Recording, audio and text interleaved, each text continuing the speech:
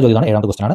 A512 പിന്നെ E216 അങ്ങനെയാണെങ്കിൽ M8 അതിൻ്റെ ഇടയിൽ കണ്ടുപിടിക്കണം. അപ്പോൾ ആ ഒരു പാറ്റേൺ മനസ്സിലാക്കാനുള്ള ഈ സംഖ്യ കാണുമ്പോൾ മനസ്സിലായി 512 216 എന്നൊക്കെ കാണുമ്പോൾ മനസ്സിലാക്കണം അത് ക്യൂബുകളാണ്. ഈ 512 എന്ന് ശരിക്കും 8ൻ്റെ ക്യൂബാണ്. 216 എന്ന് പറയുന്നത് എത്രയാണ് 6ൻ്റെ ക്യൂബാണ്. ഇനി അവിടുത്തെ വിട്ടു. അത് കഴിഞ്ഞാൽ ലാസ്റ്റ് 8 എന്ന് പറയുന്നത് 2ൻ്റെ ക്യൂബാണ്. അപ്പോൾ 2ൻ്റെ ക്യൂബ് 6ൻ്റെ ക്യൂബ് ഇവിടെ അപ്പോൾ ഇതിൻ്റെ ഇടയിൽ പോയത് 4. അപ്പോൾ 4ൻ്റെ ക്യൂബാണ് അവിടെ വരേണ്ടത്. അപ്പോൾ 4ൻ്റെ ക്യൂബ് എത്രയാണ് 64 ആണ്. അപ്പോൾ തന്നിരിക്കുന്ന ഓപ്ഷൻ ആകെ ഒന്ന് മാത്രമേ ഉള്ളൂ 64.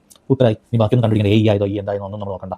ഇനി നമുക്ക് വേണമെങ്കിൽ എന്ത് ചെയ്യാം AEM അതിൻ്റെ വേണമെങ്കിൽ ഒന്ന് ജസ്റ്റ് കണ്ടുപിടിക്കാൻ വേണ്ടി മതി. എന്നാൽ ജസ്റ്റ് അത് എങ്ങനെ വന്നു മനസ്സിലാക്കാൻ വേണ്ടി A എന്ന് പറഞ്ഞാൽ അതിനെ നമ്മൾ നേരത്തെ പഠിച്ച സാധനം A എന്ന് പറയുന്നത് നമുക്ക് 1ാമത്തെ ലെറ്റർ ആയിട്ടാണ് വരിക. അതുപോലെ E എന്ന് പറയുന്നത് നമുക്ക് 5ാമത്തെ ലെറ്റർ ആയിട്ട് വരിക. ഇനി ഒന്ന് ഗ്യാപ്പ് ഉണ്ട്. അത് കഴിഞ്ഞ് M എന്ന് പറയുന്നത് നമുക്ക് 13ാമത്തെ ലെറ്റർ ആയിട്ട് വരിക. ഇവിടെ നോക്കിയാൽ കഴിഞ്ഞാൽ മതി. M എന്ന് പറയുന്നത് 13ാമത്തെ ലെറ്റർ ആണ്. എങ്ങനെ മനസ്സിലാവുന്നത് നോക്കാം. ഇവിടെ നമുക്ക് J വരെ 10 M നോക്കുമ്പോൾ 13.